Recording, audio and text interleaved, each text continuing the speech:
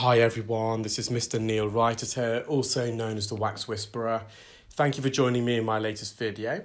It's of a very interesting case of a patient who attended with very severe otitis externa with inflammation and including otorrhea, which is a medical term for discharge in the ear. Indeed, the ear canal was so inflamed laterally, so the outer third, that initially when I inserted the suction probe itself was suctioning all the fluid with inside the swelling in the cells, and that caused the canal to collapse. So inadvertently, the suction probe was actually suctioning the canal, and it caused the canal to collapse. So I had to come out, and I've just re-entered now using a fine end suction probe. And we're just clearing this debris. Now, it is quite a long procedure. It took me around 10 minutes in total. And that's because what I want to do is remove as much debris as possible. The patient had actually visited another clinic who said they wouldn't be able to do this and they would need to go to the doctor and have some medication prescribed, which is correct, they will do. However, for the medication to take effect and be most effective, it's quite important that we try and remove this as much debris as possible. When there is this infected, it's got this much discharge, when you put antibiotic spray or drops into the ear, for example, it's going to get diluted by all this infection, and it will cause all this discharge to crystallize. So the debris will still be there. So if I can remove as much as debris as possible and reveal the eardrum and reveal the ear canal, then the drops are going to be more effective, or this antibiotic spray is going to make direct contact with the canal wall and kill any bacteria or stop it from reproducing at least.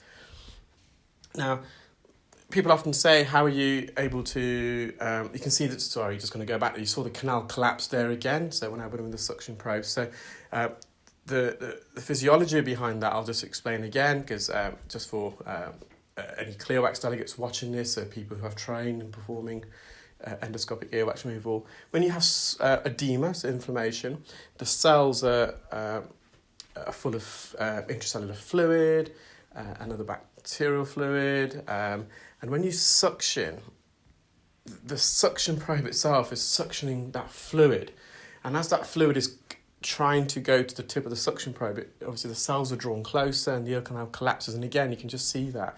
And it can be a difficult thing to work with. You can see again it's collapsing quite a lot at the moment. So this otorrhea it's a horrible substance to remove. It's very thick, it's very gloopy, it can block the suction probe. And when you're using a fine end suction probe, it's a lot narrower, so it's a lot more prone to getting blocked. So quite often the suction probe got blocked just like it did there. I've had to come back out and I've had to clear it. Now we still can't see the eardrum here. And so quite often people ask, how are you able to perform, or are you able to perform endoscopic procedures in narrow ears? Well, this is a great example. It illustrates that you can, and in fact, once you're skilled and have got the appropriate training, it offers you a much better view of this ear.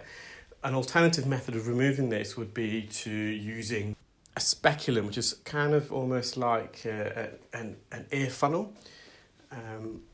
And by using a speculum, it automatically narrows the view. So this ear canal is very narrow, it's already inflamed, and it's going to constrict the view even more. So once you're skilled in endoscope, there's no ear that you can't actually perform procedures in, and the view it offers, as I said, it's unparalleled. So we're just at the roof of the ear canal here. This is almost like caramel, this consistency. It's very thick, very viscous, and again it's just blocked the tube, and you can see how inflamed the outer part of the ear canal is. It's really, and the ear canal is quite angry, it's red, you've got all these dry skin flakes, which is very a typical landmark of otitis externa. The patient will, we've written to the patient's GP for them, and they will need some treatment for this, typically antibiotic spray. It can take 7 to 14 days use for it to be effective. Now, we're just directly on the eardrum now. This debris has somewhat crystallised and it's crusted on the eardrum, and I think it's at this point I will remove this. You can just see where to the left, the bottom left of the suction probe, it's a bit darker, and that's where it's kind of crystallised, and I think I worked from that point and I managed to peel a lot off the eardrum directly. So again, I'm just entering with the endoscope, although the ear is very, very inflamed, very narrow, still be able to get access. And what I'm able to do now, I'm inserting the endoscope past the swelling to keep the canal ajar, keep it open so it won't collapse. So the eardrum is actually behind this debris, this layer of gunk artery. And there's the bottom part of the eardrum. So that's that crusted, dry skin that I was referring to. So at this point already, the patient could hear significantly better. But again, I want to remove as much debris as possible. So we've got some dead skin here at the bottom, at the base of the ear canal, that I'm gently just peeling up and away. Now, I don't remove every little last flake of dead skin or debris. It's just not humanly possible to do that. We'd be there all day. But I was pretty pleased with what I was able to do. So with these cases, I don't use irrigation or syringing at all. I don't use any water in any of my procedures. Water has got inherent risk. If you're an avid follower, a viewer of my channel, I always advise against allowing water to enter the ear. It can have disastrous effects. You just saw there, I just removed a large piece of dead skin off the posterior canal wall. So posterior means the back part of the ear canal. And yeah, you wouldn't use water, even if I perform irrigation and offer that service at my clinic. When you've got an active infection like this, it's a contraindication. You should not be putting water in this ear. I know from reading a lot of the comments stateside, across the pond, irrigation's still being used quite a lot, but you wouldn't be able to use that in this kind of procedure. It'll just exacerbate the infection. It can get it even more nasty. You could develop another infection called necrotizing or malignant otitis externa, which can be really, really dangerous actually. It literally starts eating up all the flesh and the bone and all the structures around the ear and the jaw and the facial nerve, and it can go upwards towards the brain. So when you've got an ear infection, you've got to be really careful. I think the guidelines in the UK is that you're only able to perform irrigation if an infection's been resolved and alleviated for at least 6 weeks. For me, I think that's a bit too soon anyway. So we can see the bottom half of the eardrum, and I'm just using the fine end just to remove some of this gunk, so it's arteria, dead skin of the canal walls.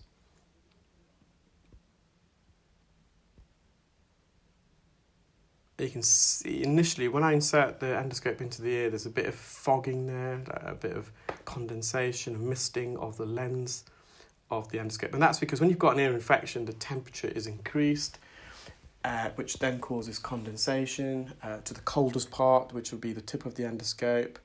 So you get water droplets on there. But as soon as I go with the suction probe, it demisks the endoscope to get a really clear view. So we've got some more debris out there. So again, it's quite foggy, as you can see, but as soon as I enter the suction probe, and the canal's just about to collapse, so I just retain the suction probe there for a second. I didn't want to enter any further to cause it to collapse, and once it settled and I felt it wasn't going to collapse anymore, I just went a bit further in with the suction probe. So you kind of have to judge it as well. Sometimes you can preempt when it's going to collapse, and you just pause. Sometimes you just have to withdraw. You've got no choice. You just have to come back out and go back in again.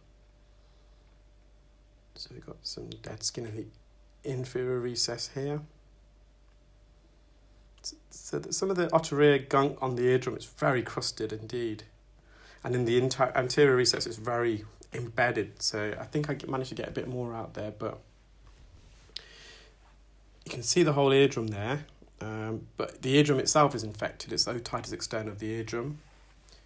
So it's got a very dull appearance, very wrinkled appearance. And you can see I'm slowly creeping forwards onto the eardrum, trying to remove some of this debris, but it is embedded now, so I don't think there's much more we can remove.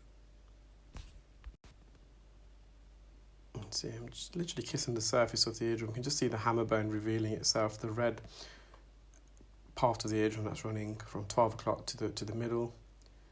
So this is a before image of the ear with all the discharge gunk, and in a minute you're going to see an image of the eardrum. So we managed to clear all that. The patient's very relieved. And I hope you enjoyed that video, guys. Take care. I shall speak to you all soon.